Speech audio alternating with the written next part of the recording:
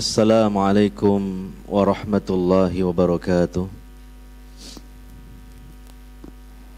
Hamdan katsiran tayyiban mubarakan fihi kama yuhibbu rabbuna wa yardah.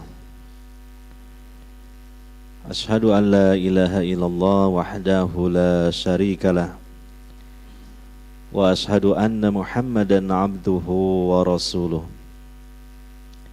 sallallahu alaihi wa ala alihi wa sahbihi ajmain wa man tabi'ahum bi ihsanin ila yaumiddin. Wa qala ta'ala fi kitabihil karim wa'bud rabbaka hatta ya'tiyakal yaqin. Al-ayah amma ba'd. Hadirin wal hadirat, para bapak, para ibu, saudara-saudari sekalian yang semoga selalu mendapatkan rahmat dan taufik dari Allah Subhanahu wa taala.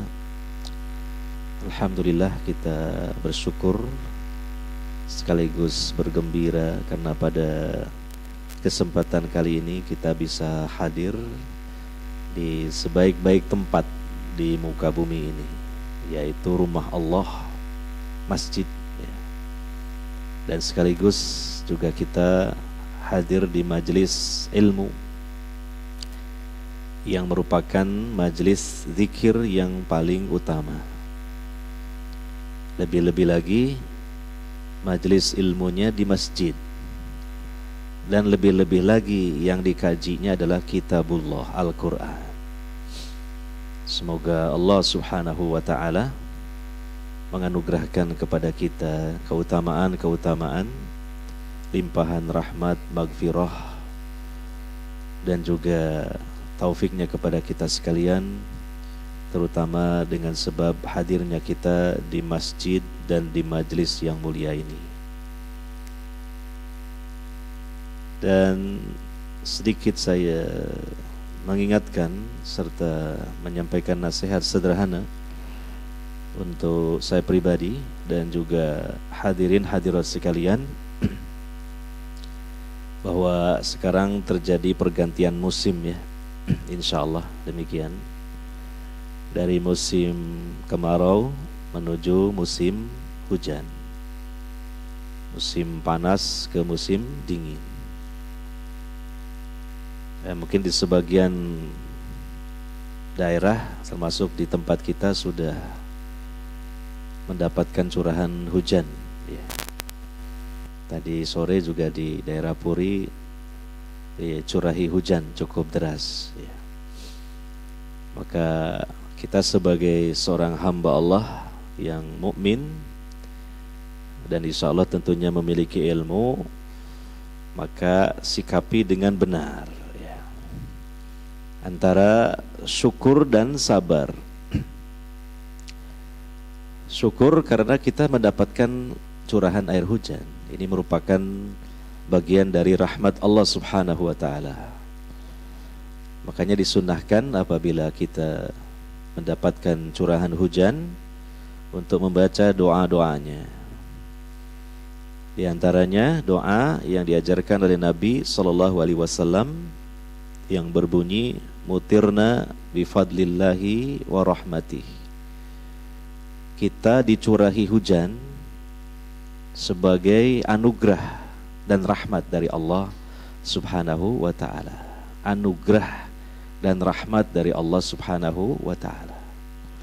Berarti ya, hujan ini merupakan anugerah dan rahmat dari Allah Subhanahu wa ta'ala. Sehingga mari kita syukuri dengan hati kita, dengan lisan kita, dan dengan anggota badan kita ya. Dengan hati kita ya, kita tidak merasa keberatan. Hujan turun kok malah sumpek pikirannya, waduh hujan lah. Padahal mungkin dia lupa pada hari-hari sebelumnya di musim kemarau dia pun menggerutu, merasa kepanasan, sumuk. Kapan ya hujan teko? Kapan hujan turun? Lah, giliran didatangkan hujan kok menggerutu. Lah, ini kan tidak beradab seorang hamba kepada Allah Subhanahu wa ta'ala yang menurunkan hujan itu sendiri. Lisan kita juga harus dikendalikan dengan ilmu. Menyikapi hujan kadang terluncur kata-kata yang tidak pantas. Sampai pada tingkatan mungkin kita mencela, mencaci hujan. Padahal disebutkan di dalam hadis yang sahih, siapa yang mencaci musim, termasuk mencaci hujan, maka sama dengan dia mencaci Allah. Karena Allah yang menurunkan hujan, karena Allah yang menciptakan hujan. Kalau kita mencaci, mencela ciptaannya, berarti kita mencaci, mencela penciptanya. Bukankah katanya dalam doanya, hujan itu rahmat dan karunia dari Allah Subhanahu wa ta'ala. Tapi kenapa kok dicaci? Ya. Jadi lisan kita hendaknya dikendalikan. Terkadang di antara kita itu kan begitu. Pagi-pagi sudah hujan menggerutu, was isu was udan katanya nyambut gawe. Nah, ini kan celaan. Ya, tanpa terasa. Ya, diam saja lisan kita, dan justru ini rahmat dari Allah Subhanahu wa ta'ala. Susulkan dengan doa yang lainnya, mohon kepada Allah supaya hujan ini menjadi hujan yang bermanfaat, bukan menjadi hujan yang menjadi sebab malapetaka. Dengan mengucapkan Allahumma sayyiban nafi'a. Ya Allah, jadikanlah air hujan ini sebagai hujan yang mendatangkan manfaat, atau menjadi sebab Allah mendatangkan manfaat, sehingga bukan menjadi sebab datangnya bencana malapetaka. Kemudian ya bersabar, karena sunatullah terjadi dengan turunnya hujan ini menjadi sebab-sebab datangnya ujian-ujian Allah yang menguji kesabaran kita. Misalnya ya ibu-ibu gitu kan, berkaitan dengan pakaian. Ini beberapa hari hujan sehingga pakaian ini belum kering-kering. Nah, ini gak usah mencela, sabar saja. Sabar. Kemudian juga kita keluar dari rumah, mungkin merasa kedinginan, jalan-jalan juga becek, ya. Ya, apalagi kita pergi jaraknya agak jauh dari rumah kita, dan kita menaiki kendaraan yang tidak ada atapnya. Contohnya apa? Ya, sepeda motor. Ya, kalau ada atapnya ya mungkin tidak begitu masalah gitu. Ya. Sehingga ya ini kadangkala terluncur dari lisan kita ungkapan-ungkapan yang menunjukkan ketidaksabaran. Demikian lagi juga mungkin menjadi sebab dengan turunnya hujan, apalagi di awal-awal musim penghujan, menjadi sebab munculnya penyakit-penyakit yang penyakit itu memang khas terjadi di musim hujan. Ya, bahkan di hari ini saja sudah kita rasakan toh, awak gerges, panas dingin, ya. Hidung tersumbat dengan apa? Flu, dan batuk. Ini kita hadapi dengan sabar. Sakit-sakit kecil begini ini ya semoga menjadi penghapus dosa-dosa kita. Dan jangan menjadi penghambat kita melakukan ibadah pada Allah Subhanahu wa ta'ala. Justru mudah-mudahan menjadi sebab pahala ya yang kita raih dari ibadah ini menjadi lebih besar karena adanya kendala, yaitu sedikit sakit. Karena Nabi SAW mengatakan, Inna idhamal jaza ma'a idhamil bala. Sungguhnya besarnya ganjaran itu seiring dengan besarnya hambatannya. Nah, ini ada hambatan. Mau berangkat ke masjid, mungkin hujan, gerimis, mau hadir di majelis ilmu, ya. Mungkin hujan, ya. Ya, kalau hujannya masih bisa ditadah dengan jas hujan, ya, sehingga kita tidak basah kuyup, ya kan, hendaknya kita keluar saja untuk ke masjid, ke majelis ilmu. Memang kan ada pembahasan fikih masalah menjadi udzur syar'i untuk hadir di masjid melaksanakan sholat berjamaah kalau turun hujan. Ya, itu mafhumnya ya, hujan yang deras sekali yang menghambat kita. Dan kalau ini kemudian kita terapkan selama musim hujan, karena hujan ya akhirnya kita nggak pernah ke masjid, jadi nggak pernah hadir ke majelis ilmu. Sisi lain kok kalau cari uang loh kok bisa keluar kan gitu. Ya, nah, kalau kerja ya walaupun hujan deras diterobos. Terjadi istilahnya ketidakadilan dalam penerapan pemahaman fikihnya. Harusnya kalau menjadi penghambat untuk tidak ke masjid, tidak bisa hadir di majelis ilmu selama musim penghujan mungkin, atau selama setiap kali ada hujan, ya pun juga kalau keluar untuk mencari harta, ya, yang itu juga niatnya ya sebagai sebab ibadah juga kan, untuk menafkahi keluarga gitu. Harusnya juga tidak usah keluar dari rumah kita. Jadi ya dapat kita atur-atur lah selagi masih bisa keluar untuk hadir di masjid, untuk hadir di majelis ilmu, ya kita usahakan. Tapi kalau memang hujannya sangat deras, kadang ditambahi dengan petir menyambar-nyambar, angin yang kencang, ya ini benar-benar mudorot, ya, sehingga tentunya ahsan lebih baik ya di rumah saja. Ini ya sekedar nasihat ya, supaya kenapa sih segera saya menyampaikan ya, sekedar peringatan, sekedar nasihat ya, supaya dari awal musim hujan ini sikap kita sudah tertata dengan baik, sehingga dengan musim hujan ini justru kita beroleh banyak kebaikan, yaitu antara syukur dan sabar tadi. Hadirin wal hadirat yang dimuliakan oleh Allah Subhanahu wa taala.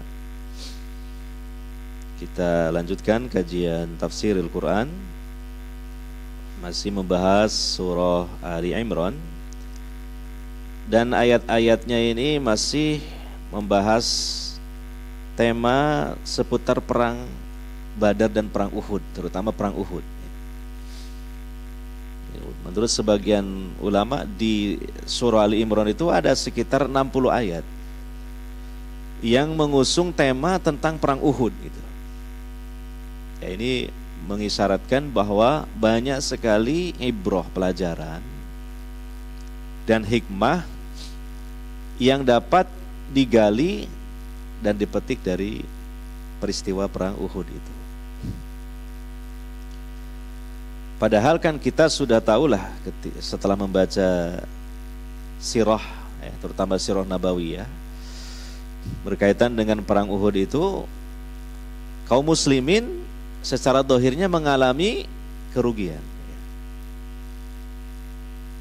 Di antara bentuk kerugian yang sangat nyata adalah gugurnya pasukan di antara pasukan kaum muslimin dari kalangan para sahabat dalam jumlah yang cukup besar, sekitar 70 orang.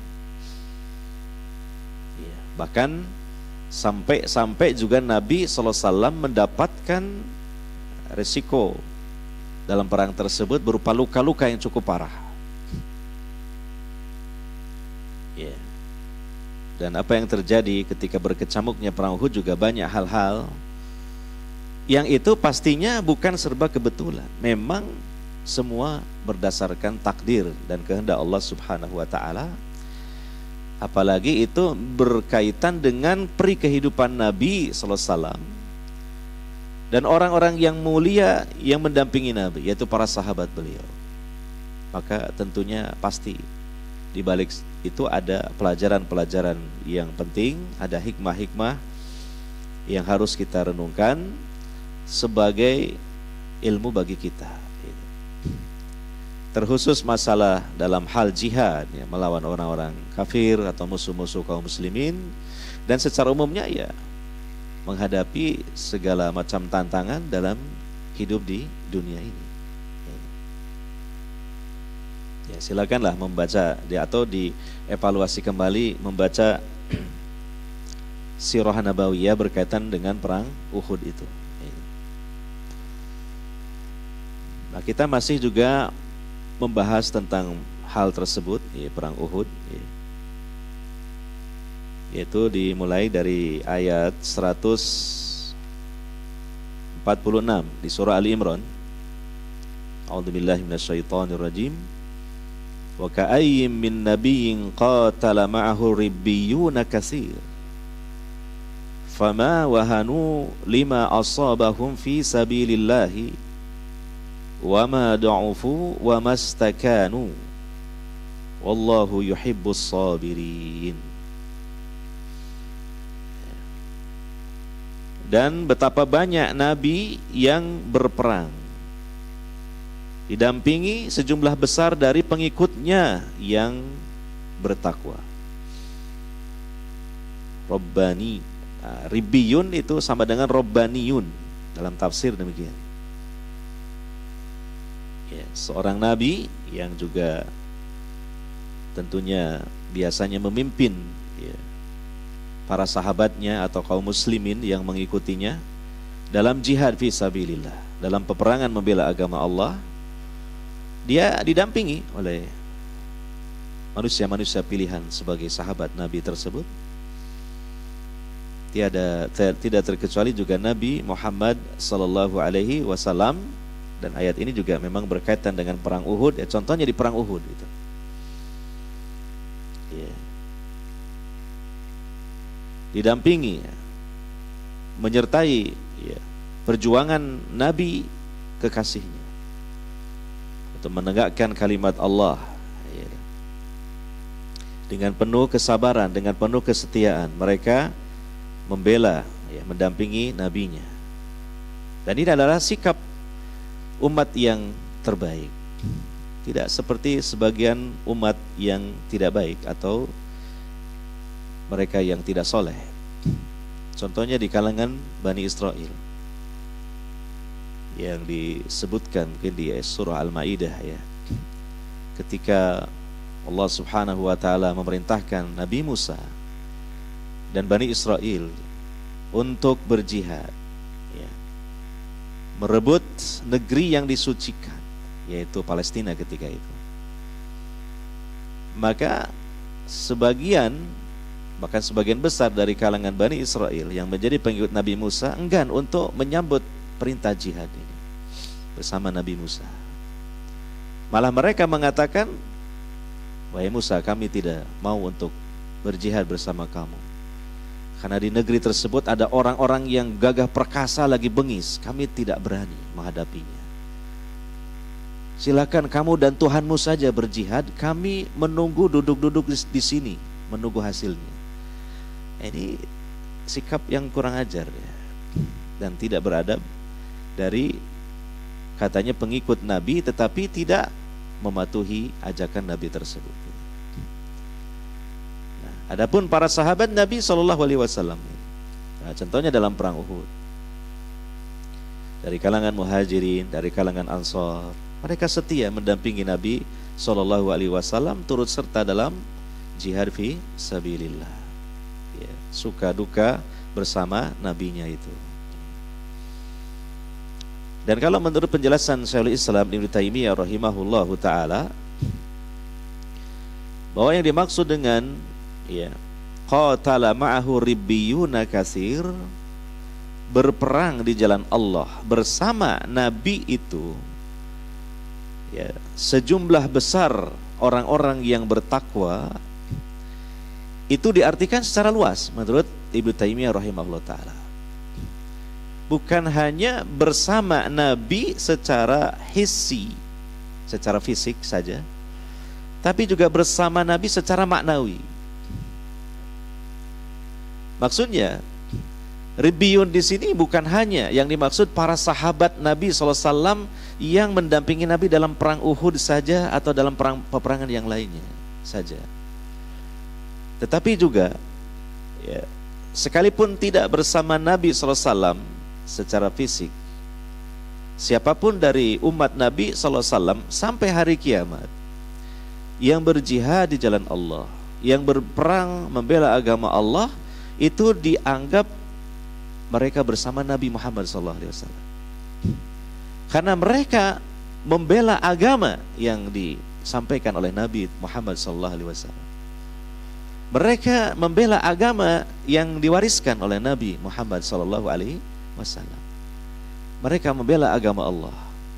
Maka itu sama dengan mereka berjihad, mereka berperangnya itu bersama Nabi Muhammad SAW.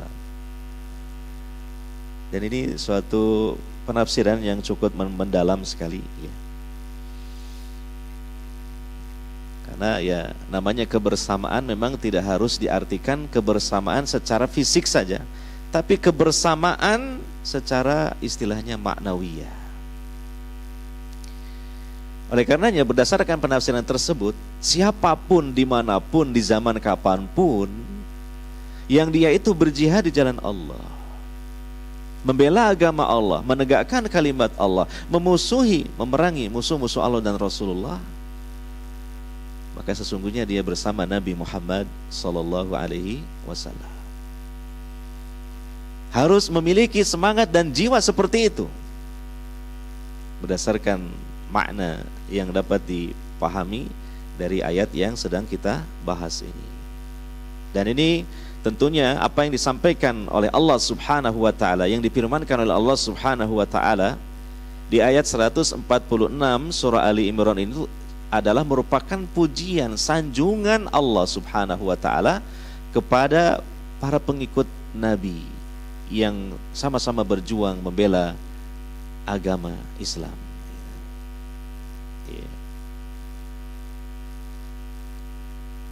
Ya. Fama wahanu lima asabahum fi sabilillah wa ma dha'ufu wa mastakanu. Kemudian apa? Allah menyebutkan bagaimana keistimewaan mereka, bagaimana sikap mereka yang istimewa ketika berjuang bersama Nabi sallallahu alaihi wasallam, berjuang mendampingi Nabi sallallahu alaihi wasallam, baik berkumpul secara fisik ataupun di waktu di zaman yang Nabi sallallahu alaihi wasallam telah wafat. Yaitu apa? Fama wahanu lima asabahum fi sabilillah. Tidaklah mereka itu lemah dikarenakan apa saja yang menimpa mereka dalam berjuang di jalan Allah. Maksudnya dalam tafsirnya, hati mereka tidak lemah ya, tidak berputus asa dari rahmat Allah Subhanahu wa ta'ala. Tetap semangat mereka bergelora di dalam hati mereka ketika berjuang, berjihad di jalan Allah Subhanahu wa ta'ala, sekalipun mereka mendapatkan resiko-resiko yang cukup berat, yang biasa memang didapatkan bagi orang-orang yang ada dalam kancah peperangan. Luka-luka, mungkin ada sebagian organ tubuh yang terpotong. Itu memang begitu pemandangannya ya, dalam sebuah pertempuran peperangan itu. Saya belum pernah mengalami begitu ya, hanya bisa ngomong aja. Cuma ya itu yang kita baca lah dari keterangan-keterangan, atau mungkin yang dapat kita ikuti berita-berita kaum muslimin yang berjihad di Palestina, yang mereka berjihad melawan orang-orang Yahudi itu kan. Iya. Atau juga ya yang dapat kita baca ya, berkaitan dengan ayat ini tentang Nabi SAW dan para sahabat beliau di perang Uhud. Itu perang ketika itu kan langsung gitu. Bukan jarak jauh lagi seperti sekarang, seperti tawuran massal, sama-sama bawa persenjataan. Kalau di waktu itu ya tombak lah, ya pedang lah, ya panah lah ya. Tentu dapat kita bayangkan betapa mengerikannya kan gitu kan. istilahnya orang sekarang menyebutnya body contact gitu, langsung berhadapan.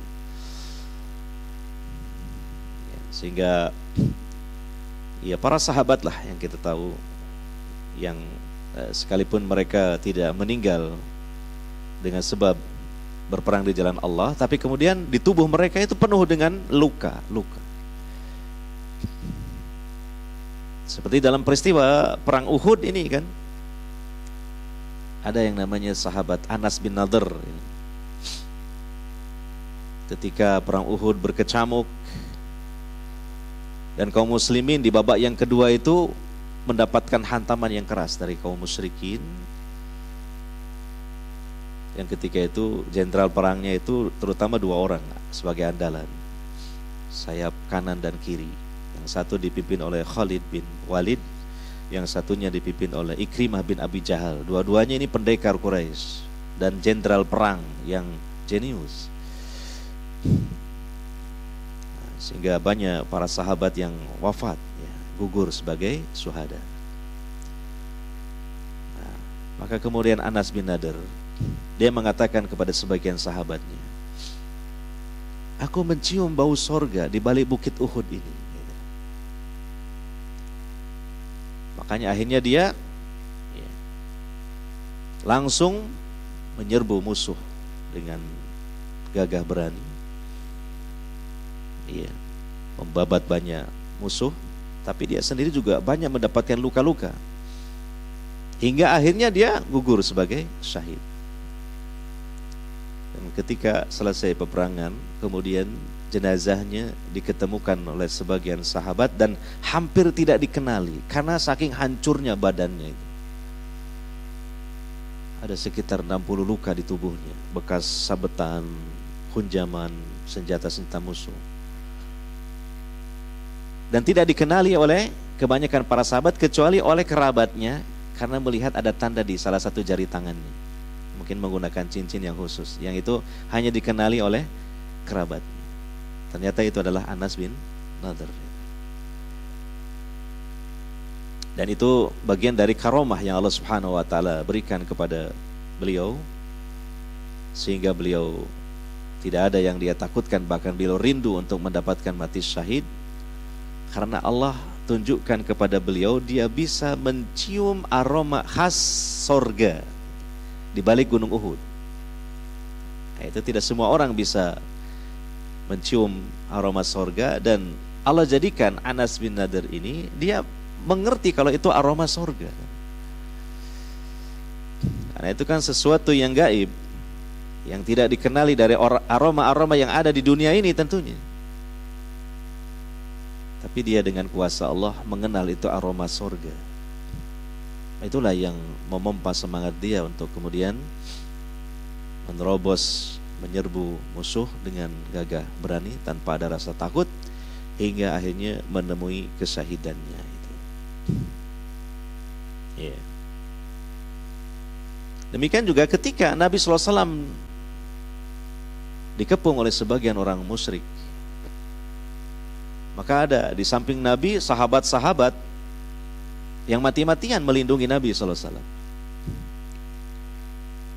Seperti sahabat Abu Ubaidah Amir Ibnul Jarrah, Zubair bin Al-Awwam, Talha bin Ubaidillah, Sa'ad bin Abi Waqqas. Seakan-akan mereka menjadi bempernya Nabi SAW untuk menerima segala serangan-serangan senjata musuh agar jangan sampai mengenai tubuh Nabi SAW.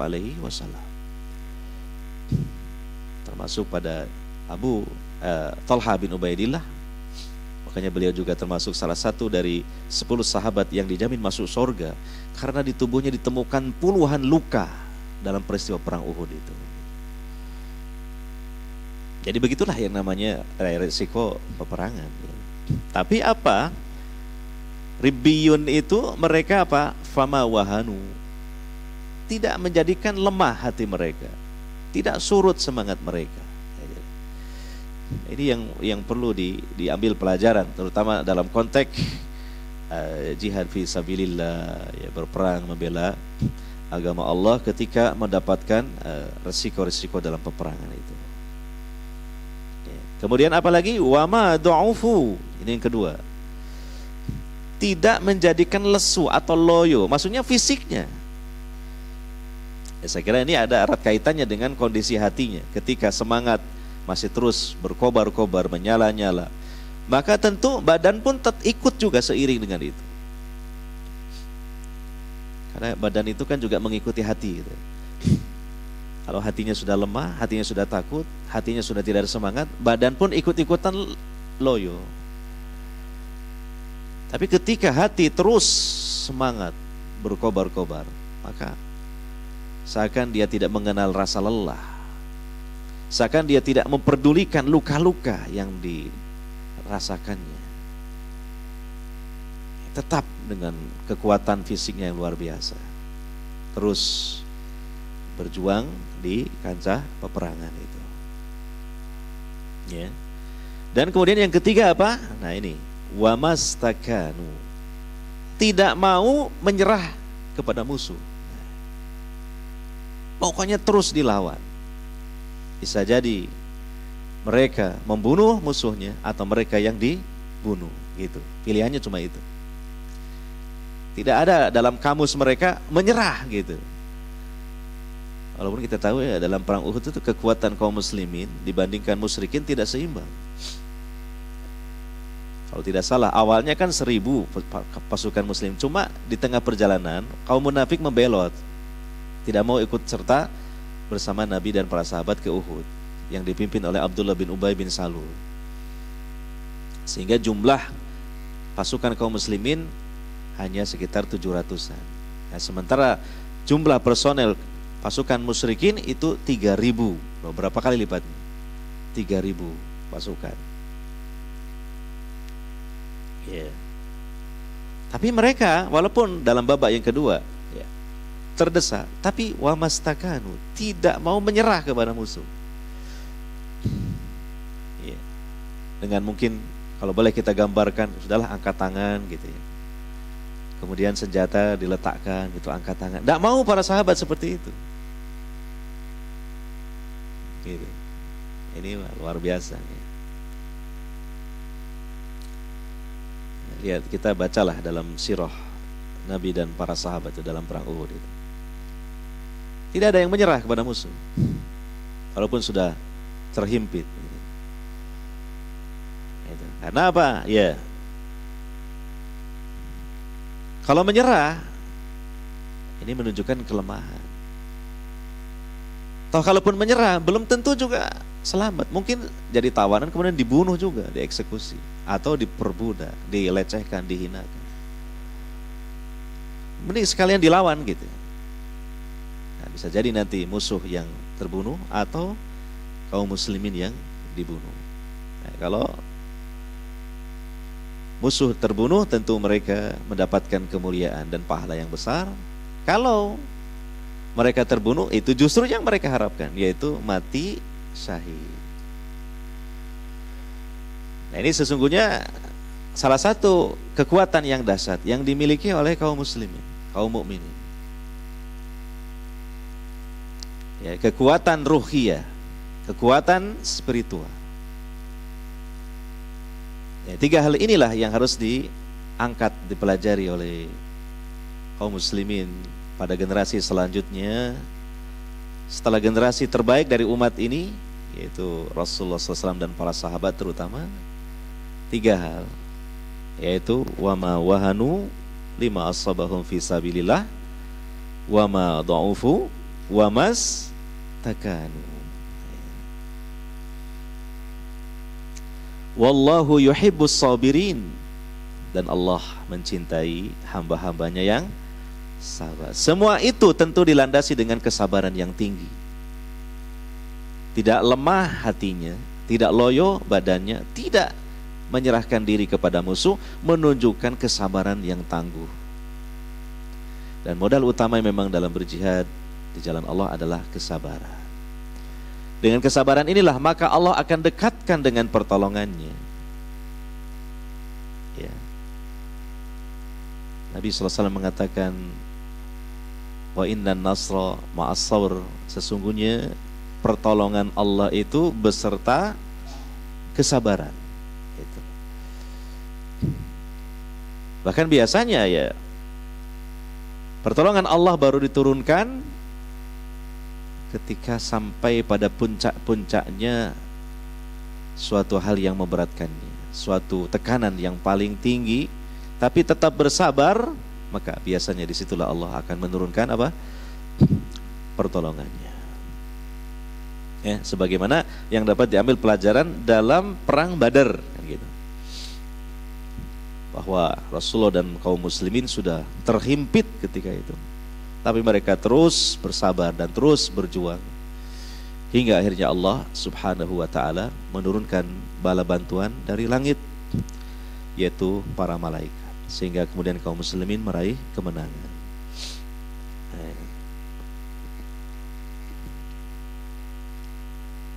Dan ini pelajaran dan spirit ya dalam berjuang di jalan Allah, terutama khususnya dalam berjuang memerangi musuh-musuh Allah di medan tempur. Kemudian selanjutnya masih berkaitan juga temanya sama, yaitu ayat setelahnya, ayat 147.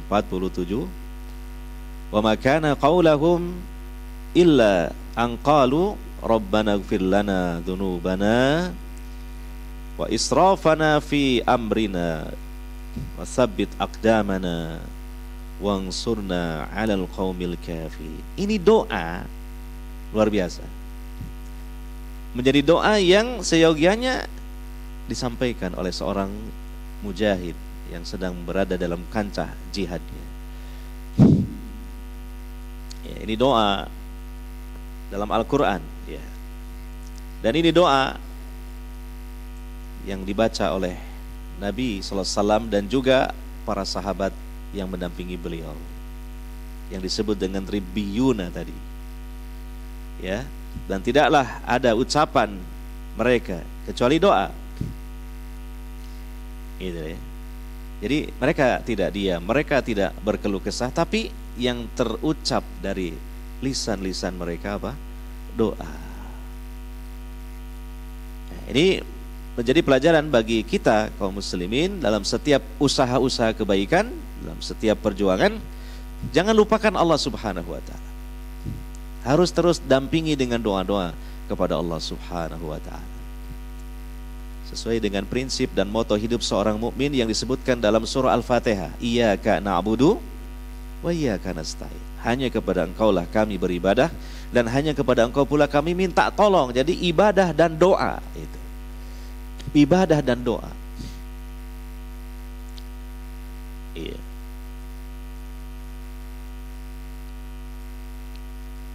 Illa an qalu, kecuali mereka berdoa. Apa doanya? Nah, ini. Rabbana ighfir lana dzunubana. Ya. Ini doanya ini seakan-akan di kalimat awal-awal tidak ada kaitannya dengan perang itu. Mungkin kalau boleh kita yang melantunkan doa langsung aja, ya Allah berilah kami kemenangan kan gitu. Ya Allah hancurkanlah musuh kami gitu. Tapi di sini enggak. Permohonan dulu kepada Allah akan ampunannya atas dosa-dosa.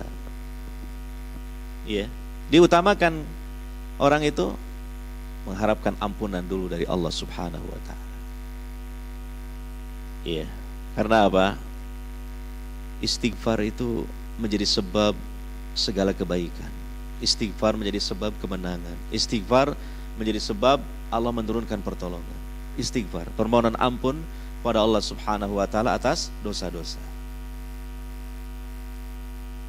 Dan yang menjadi sebab kekalahan dan yang menjadi sebab menangnya musuh kepada kita karena dosa-dosa kita. Iya. Dan khawatir kalau memang nanti dalam peperangan ini mati, nah ini membawa dosa. Maka dosa-dosa ini bagaimana supaya dihapus dulu oleh Allah subhanahu wa ta'ala. Seakan-akan jiwa ini akan melesat dengan kencang menjadi terbelenggu karena banyaknya dosa-dosa. Maka belenggu ini harus dilepaskan dulu. Yeah. Mohon ampun kepada Allah Subhanahu wa taala atas dosa-dosa dan israfana fi amrina, tindakan kami yang berlebihan dalam perkara kami, yang melampaui batas-batas aturan Allah Subhanahu wa taala. Nah, ini kalimat yang pertama dalam doanya. Kemudian yang kedua, wasabbit aqdamana. Nah, teguhkanlah pendirian kami supaya Allah memberikan taufik, kekuatan ruhiyah, kekuatan iman. Tidak takut kepada musuh. Tidak ada sedikit pun hati berniat untuk berpaling, lari karena takut pada musuh. Tidak menjadi lemah pikiran dan hati karena mungkin dibayang-bayang hal-hal yang mengkhawatirkan dia. Dibayang-bayangi, mungkin ingat keluarganya, ingat ini, ingat itu. Kan biasanya begitu toh. Kalau ketika seorang dihadapkan kepada suatu resiko yang sangat besar, bahkan menyebabkan fatal kematian, teringat-ingat keluarganya di kampung sedang menunggu, anak-anaknya, istrinya, rumahnya, hartanya. Ini membuat lemah akhirnya. Maka mohon kepada Allah supaya diteguhkan, tidak seperti itu. Sabit aqdamana. Ya. Jadi lengkap doanya ini sebenarnya kalau direnungkan secara mendalam. Baru yang ketiga, wangsurna 'alal qaumil kafirin. Ini wangsurna 'alal qaumil kafirin itu maknanya itu apa? Minta tolong kepada Allah dari kaum yang kafir. Kaum yang kafir itu siapa? Pertama, setan dalam dirinya. Yang kedua, musuh yang sedang dia perangi.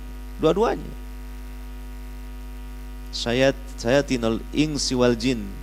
Setan dari kalangan manusia dan juga setan dari kalangan jin. Ini sungguh permohonan yang menyeluruh gitu. Minta tolong kepada Allah dari kaum yang kafir. Perhatikan di sini.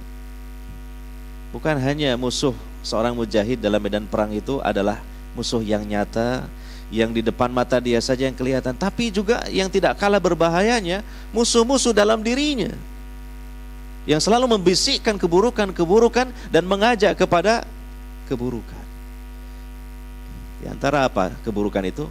Memalingkan hati manusia dari yang sebelumnya ikhlas dalam berjihad menjadi tidak ikhlas.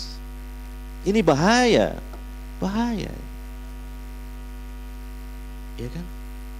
Dohirnya mungkin orang dia membunuh musuhnya atau dibunuh musuhnya, tapi kalau tidak ikhlas dia dapat apa? Pahala tidak dapat, surga tidak dapat, malah kemurkaan dari Allah Subhanahu wa ta'ala. Ini adalah kaumul kafirin dalam jiwanya sendiri yang tidak mudah untuk bisa mengalahkannya. Makanya minta tolong kepada Allah Subhanahu wa ta'ala melalui kalimat wangsurna 'alal qaumil kafirin. Yang kedua, musuhnya yang di depan mata, manusia, orang kafir. Maka kalau Allah mengabulkan doa ini, seberapapun banyaknya musuh-musuhnya itu, sehebat apapun persenjataan yang mereka miliki, atau mungkin dukungan-dukungan dari orang-orang kafir yang lain yang juga hebat, kalau Allah menolong, tidak ada yang bisa untuk mengalahkan Allah Subhanahu wa ta'ala. Iya. Contohnya dalam perang Badar, Allah kirim malaikat.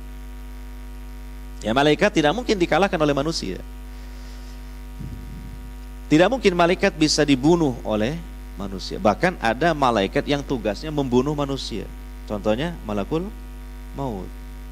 Atau yang lebih dahsyat lagi, malaikat Israfil meniup sangkakala, sehingga setelah ditiup apa yang terjadi? Hancur luluh lantak alam semesta ini. Nah, atau juga terkadang orang-orang kafir, musuh-musuh itu didampingi oleh setan-setan dari kalangan jin. Contoh dalam perang Badar, ketika Allah turunkan malaikat yang bergelombang datang dari langit, ya, disebutkan itu jin-jin, setan-setan dari kalangan jin yang mendampingi, yang membantu pasukan musyrikin lari terbirit-birit ketakutan, meninggalkan medan perang. Itu karena orang-orang kafir dapat bantuan dari jin. Ya. Baik diminta ataupun mereka sendiri yang membantu. Ya, mungkin saja musuhnya juga ada yang punya ilmu kanuragan. Itu kan dari setan. Ditembak, gak mempan dan sebagainya. Ya. Maka kan seorang yang cerdas dalam peperangan jangan meremehkan musuh. Jangan meremehkan musuh, harus dia siapkan segala halnya. Dan jangan lengah, harus waspada. Jadi boleh jadi musuh ini dapat dukungan dari setan dari kalangan jin. Nah, semua itu masuk dalam kelompok kaumil kafirin. Maka minta kepada Allah Subhanahu wa taala supaya Allah menolong kaum mukminin dan mengalahkan musuh-musuh mereka dari kalangan setan-setan. Jadi ini doa yang luar biasa kalau kita perdalam makna-makna di balik itu ya. Yang ketika seseorang berjihad, berjuang bela agama Allah, sedang berhadapan langsung dengan musuh-musuh mereka, maka dibacalah doa ini. Rabbana ighfir lana dzunubana wa israfana fi amrina wa tsabbit aqdamana wansurna 'alal qaumil kafirin. Selanjutnya sekaligus ayat 148, fa'atahumullahu thawabad dunya wa husna thawabil akhirah wallahu yuhibbul muhsinin. Maka Allah memberi kepada mereka pahala di dunia. Maksudnya pahala di dunia ya kemenangan ya, dan juga mendapatkan harta rampasan perang yang diistilahkan dengan ghanimah ya. Dan menjadi kuat kedudukan kaum mukminin di hadapan musuh-musuh mereka, atau juga bangsa-bangsa yang lain yang juga sebenarnya ingin untuk melenyapkan mereka. Jadi naik pamornya gitu. Ya. Dan pahala yang baik di akhirat. Ya, di dunia mendapatkan keuntungan-keuntungan tadi secara duniawi.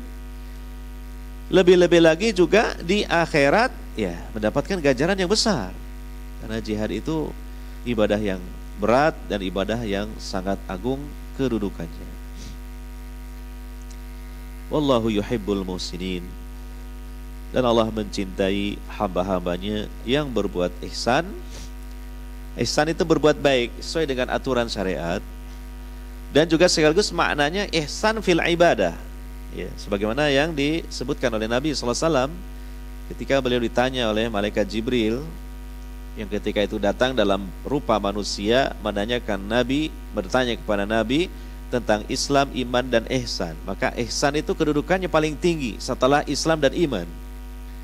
Nabi mengatakan, anta'budallaha ka'annaka tarahu wa illam takun tarahu fa innahu yaraka. Engkau beribadah kepada Allah seolah-olah engkau melihat Allah, kalaupun tidak maka yakini Allah melihat engkau. Ihsan itu kedudukan paling tinggi. Ya, di atasnya iman. Seorang yang muhsin pasti mukmin dan muslim. Seorang mukmin pasti muslim tapi belum tentu muhsin. Apalagi seorang muslim belum tentu mukmin, apalagi muhsin. Maka muhsin itu yang paling tinggi kedudukannya. Dan itu yang paling sulit, tidak mudah. Nah, kalau boleh dijabarkan, orang yang ihsan itu dalam setiap ibadah dia ikhlas dan khusyuk. Itu orang yang ihsan. Dan dua hal inilah yang memang paling sulit. Ikhlas itu sulit, tidak mudah. Dan para ulama mengatakan sungguh beratnya keikhlasan itu ya, jauh lebih berat daripada amalannya itu sendiri. Ikhlas itu, iya kan? Nah, demikian juga ihsan ya. Maknanya selain ikhlas apa? Ya khusyuk. Ketika dia beribadah kepada Allah Subhanahu wa taala, dia betul-betul merasa sedang dilihat oleh Allah, dinilai oleh Allah. Atau bahkan sebelum itu dia meyakini dan dia merasa seolah-olah melihat Allah Subhanahu wa taala. Seolah-olah dia melihat Allah Subhanahu wa taala. Bagaimana sikap seorang hamba dalam keadaan seolah-olah dia melihat Allah Subhanahu wa taala? Tentu dia akan betul-betul memperbagus ibadahnya, bukan secara zahir saja, bahkan secara batiniahnya. Nah, ini hamba yang dicintai oleh Allah Subhanahu wa taala, yaitu muhsinin. Dan sesungguhnya rahmat Allah juga Allah akan dekatkan kepada hamba-hambanya yang berbuat ihsan. Dan dalam ayat yang lain Allah menyatakan, inna rahmatallahi qaribum minal muhsinin. Sesungguhnya rahmat Allah itu dekat kepada hamba-hambanya yang berbuat ihsan. Ya, ihsan itu maknanya dua tadi, ikhlas dan khusyuk. Kalau ihsan fil ibadah, ya. Nah, kalau secara umum ihsan berbuat baik kepada hamba-hamba. Jadi berbuat baik kepada Allah yaitu dengan ikhlas dan khusyuk, dan berbuat baik kepada hamba-hamba Allah. Nah, inilah mungkin jiwa-jiwa yang ideal yang harus dimiliki oleh para pejuang Islam, wabil khusus para mujahid yang sedang berada dalam medan tempur, yang sedang memperjuangkan agama Allah Subhanahu wa taala melawan musuh-musuh Islam dan kaum muslimin. Mungkin ini saja dulu yang dapat kita bahas, semoga bermanfaat. Dan semoga kehadiran kita di sini juga menjadikan Allah Subhanahu wa taala mencurahkan rahmat, maghfirahnya dan ganjarannya kepada kita sekalian. Iya.